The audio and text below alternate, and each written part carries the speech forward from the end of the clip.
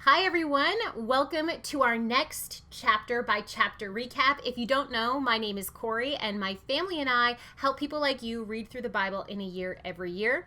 If you don't know about our ministry, it's called Bible Discovery. Our television show is called Bible Discovery TV. I'll pop the link in the description box below to our website and also to our YouTube channel where you can watch our programs if you're interested. We also have a discovery guide that we will mail to you every month that has the assigned reading to get you through the Bible and a daily devotional as well. So there is that. That is what we are doing here today. We are recapping every single chapter that we were supposed to read this week. If you've fallen behind, I'm going to get you caught up. And if not, we're here to test your memory skills and see what you remember. So let's jump right into it. We are recapping from January 24th to the 30th, which is today. I can't believe we're almost through. And in our assigned reading, that means Exodus chapter 25 all the way to Leviticus 11, or Exodus 26. I guess we did 25 last week. So 26 all the way to Leviticus chapter 11.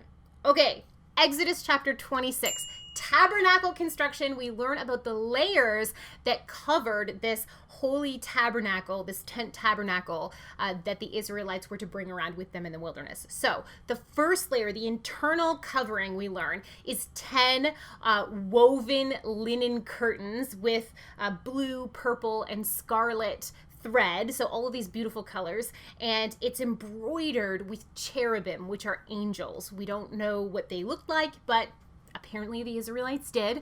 They had these beautifully embroidered curtains, and that was the first layer of the tabernacle, the internal layer. They were held together by golden clasps. The next curtain layer on top of that were goat skins, and they were held together with bronze clips. On top of the goat skins, then, we have ram skins dyed red. So we have a colorful layer. And on top of that, depending on your English translation of the Bible, you're going to get something a little bit different. I'm currently reading through the NIV this year, and the NIV just says durable leather, but other English translations say badger skin, porpoise or dolphin hide, dugong or sea cow hide, seal skin or fine leather, and then in the New American Bible translation, they just kind of gave up and they transliterated the Hebrew word. It's just the Hebrew word in English, which is tahash. It's a very difficult word. No one really knows what it means. There's two prevailing theories right now. One is that the word is closely related to an Arabic word that designates a small aquatic animal, most often a small dolphin or porpoise. So that's where the whole sea animal aquatic thing comes from.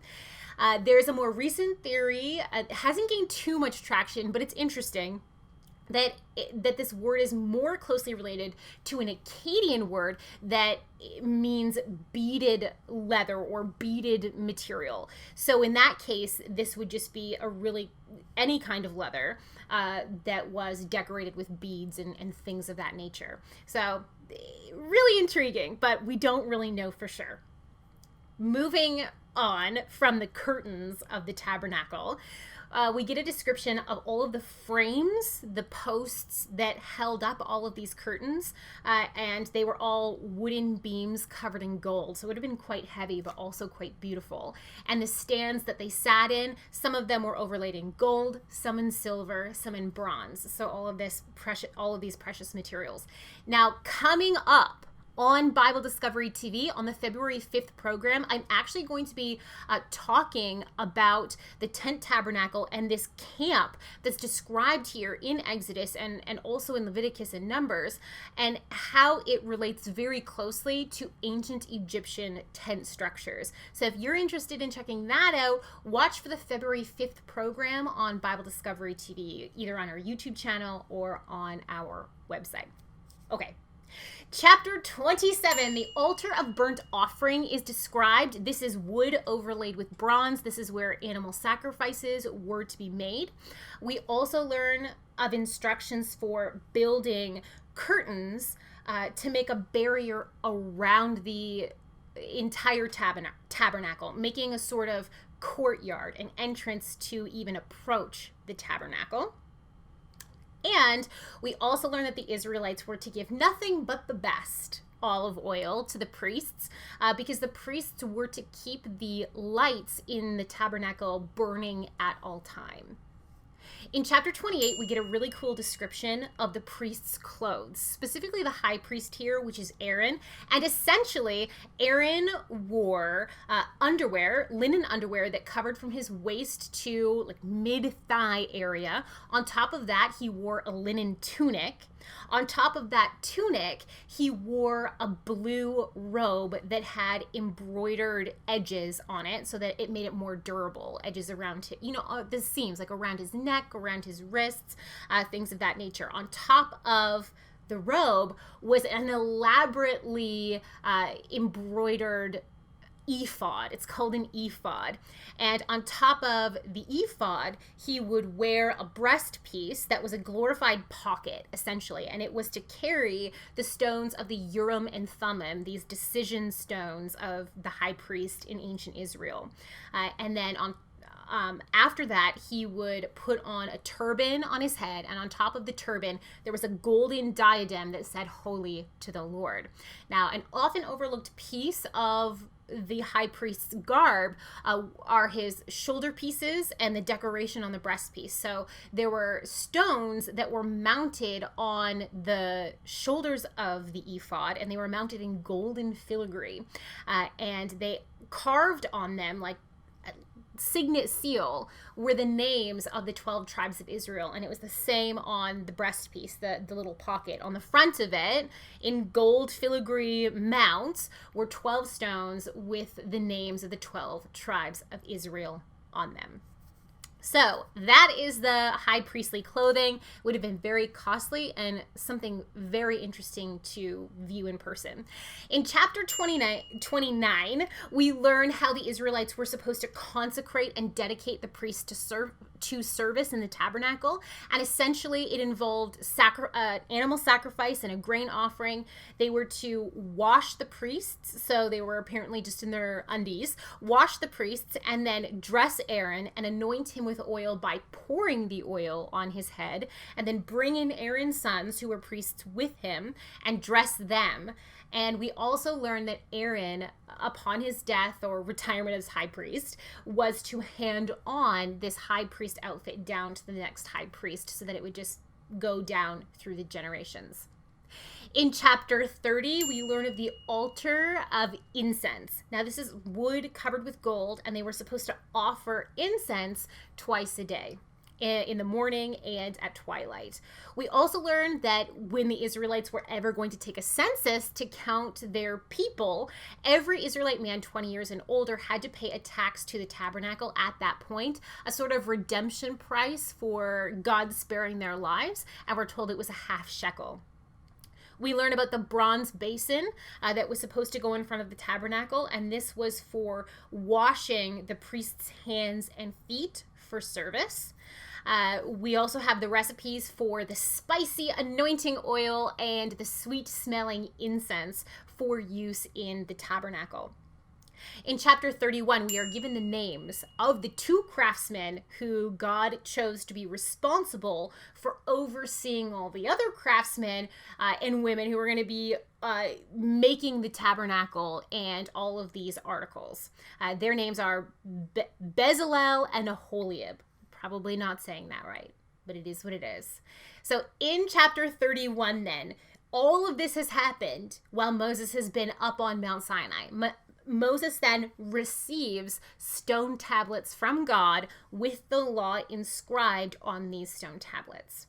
So chapter 32 is probably the most famous scene in Exodus after the parting of the Red Sea, and that is the golden calf episode. So we've got I'm sure you know what happens, but the Israelites assume, because Moses has been gone for so long, they assume that God has killed Moses, or Moses has died in the presence of a holy God, and that God has abandoned them. And so they ask Aaron to make them a god. And so he collects all their jewelry, and the Bible is very specific that he tools them, he fashions them a golden calf. He tries to give the calf the name of God, but it doesn't matter. It's still idol worship. When Moses gets down the mountain with Joshua, who's been up with him, he ends up crushing the stone tablets because the Israelites have already broken the covenant that they just agreed to. And he burns down the golden calf and has them actually ingested. And he says, anyone who is still faithful to God in Israel, come to me. And it's the Levites who come to him. And he sends them through the camp, and they go and they begin to execute people who are leading, apparently, the worship to this golden calf idol. Now, Aaron made the calf, definitely, even though he says he didn't. There's an interesting story there. There's a Mesopotamian superstition. It used to be said in ancient Mesopotamia and ancient Babylon, the craftsmen of the idol, they would then do this ceremony where they, pretended to chop off their hands, and they said it wasn't really me who made this idol, but the creator God who made this idol. I wash my hands of it. It's all the God. It seems like Aaron does a little nod to this, because when asked about it, he says, I just put the gold in the fire and out came a golden calf. So he's probably trying to pull one over here. But it doesn't work. The Bible specifically says that he tooled it, but he must have just made the calf and not worshipped it, because he's not executed here. So take that as you will. In chapter 3, the aftermath of this is God tells Moses, tell the people, go to the promised land, and I'm going to help you take the promised land, but my presence is not going with you. This description of God's rejection leads to the description of the tent of meeting, where outside of the camp, then Moses used to pitch a tent, and there he would meet with God, and the Israelites would see a cloud descend on the tent of meeting, and Moses would then bring messages back and forth for the Israelites. So this was a temporary thing until the tabernacle was built. Okay, chapter 34, Moses then has to hand chisel out new stone tablets and go back up Mount Sinai. God shows Moses his glory, and Moses asks God to please come with Israel still. Then there's an abridged version of the law, a very abridged version of the law that is re-given to us. In Exodus chapter 34, Moses writes on the tablets, he comes down the mountain, and here's the weirdest part. His face is glowing. It's radiant, and everyone's freaked out by it, so he has to veil his face, and he unveils it every time he goes to be in the presence of God. Chapter 35 and 36 of Exodus, we have the Sabbath again reiterated, and we have a record of people giving materials to build the tabernacle, and time. They're tithing time to the tabernacle as well. We have the beginning of the building of the tabernacle. In chapter 37, we have the building of the ark, the showbread table, the lampstand, the altar of incense. In chapter 38, we have the building of the altar of burnt offering, the washing basin, the courtyard curtains and frames, and all the amounts of the materials that were used, the raw materials used in the construction of the tabernacle, are given. Chapter 39 brings us to the making of the priestly outfits, the ephod, the breastpiece, all of those good things. And then Moses finally inspects the tabernacle. He's very pleased, and he blesses the workers. Chapter 40, the last chapter of Exodus, they set up the tabernacle, they consecrate it, they anoint it. The cloud of God that's associated with the presence of God, the cloud that was on the mountain, the cloud that was in the tent of meeting, the cloud that rescued them from Pharaoh's army back in Egypt, it descends on the tent of meeting, and it fills the tabernacle. And the Bible tells us that the cloud would lift off of the tabernacle, and the Israelites would know, okay, the cloud is gone, it's time to move, and that it looked like fire at night.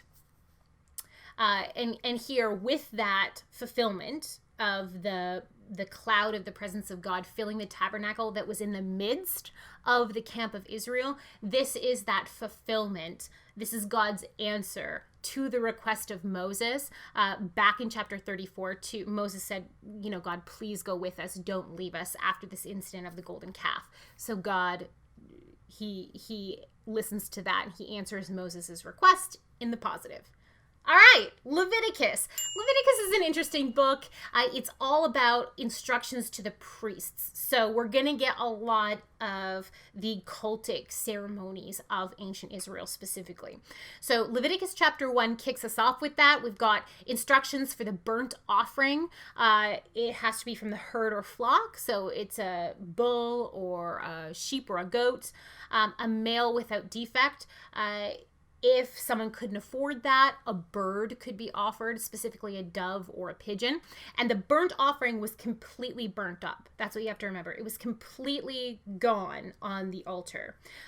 In chapter 2, we learn about the grain offering, which was made up of fine flour and olive oil in various configurations. A portion of the grain offering was burnt up to God, but the rest of grain offerings went to feed the priests and their families.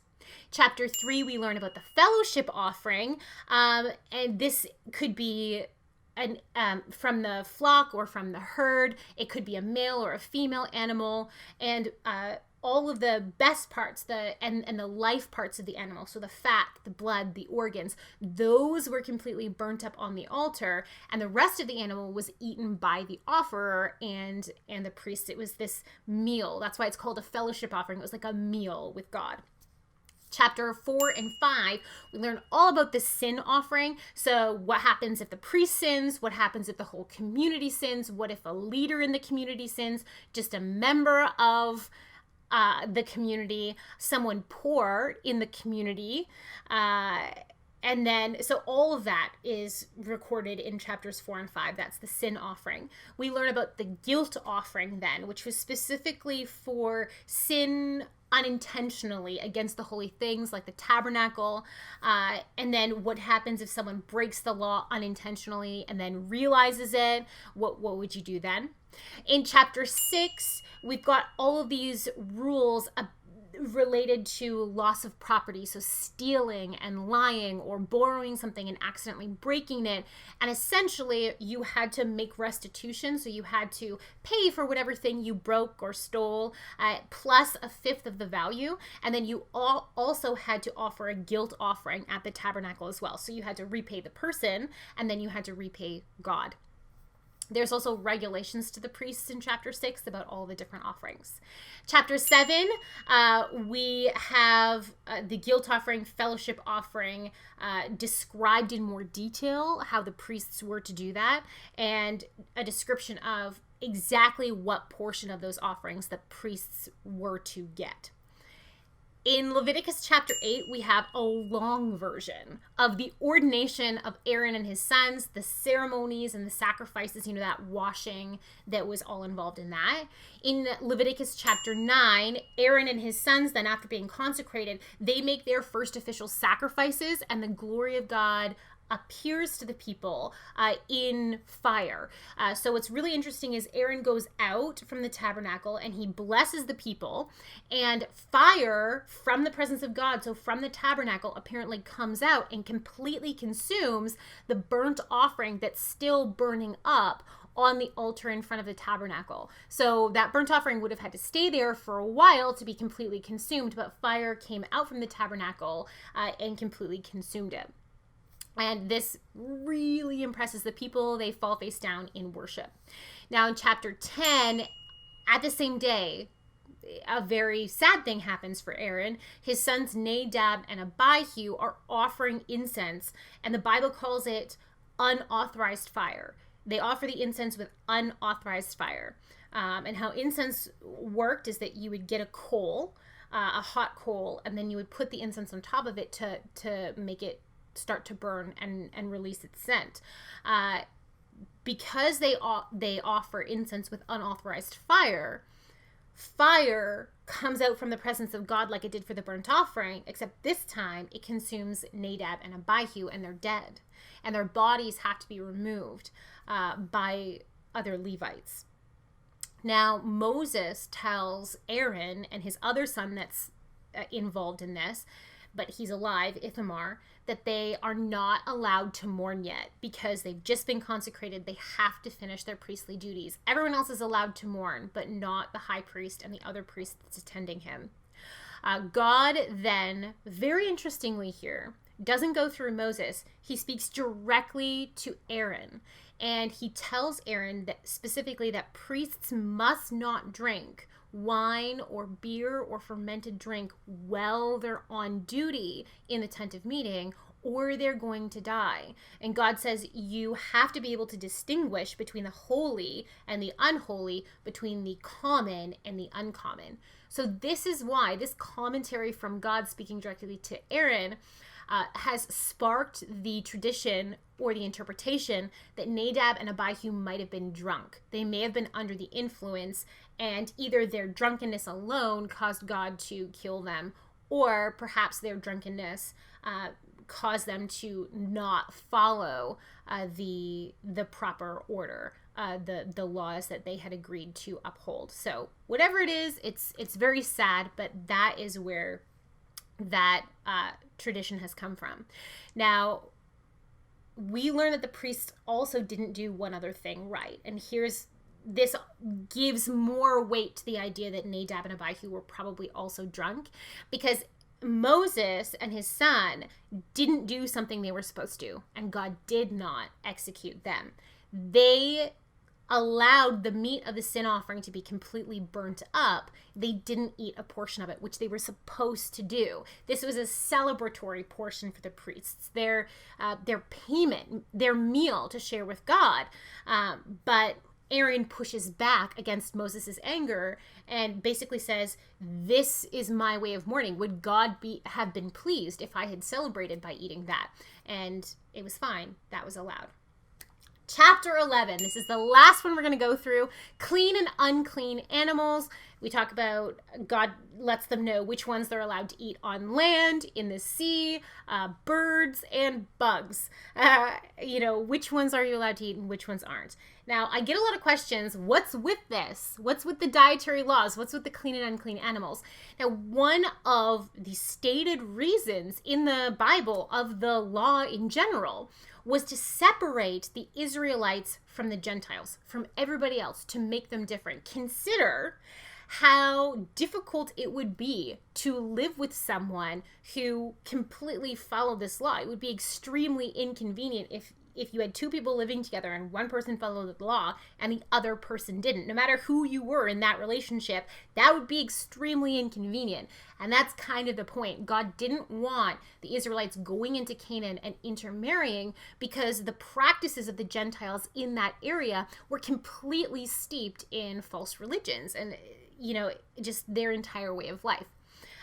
So this is also one of the reasons why this law for Christians in Acts chapter 10 through 16, these laws are abolished. The dietary laws are not expected to be followed by Christians. And that was so that Jewish Christians and Gentile Christians could eat together, could be friends, could get married. The dietary laws were not expected to be followed of the Christians. It was an okay and acceptable thing. So this is bringing that divide back together under the banner of Jesus Christ. Okay, so that brings us from Exodus chapter 26 all the way to Leviticus chapter 11. I hope you guys are staying strong. Thank you so much for staying with me. I hope you have a really good day. As always, please like, comment, subscribe, click the notification bell, and I'll be watching for your comments and questions below. Let me know how your week's going.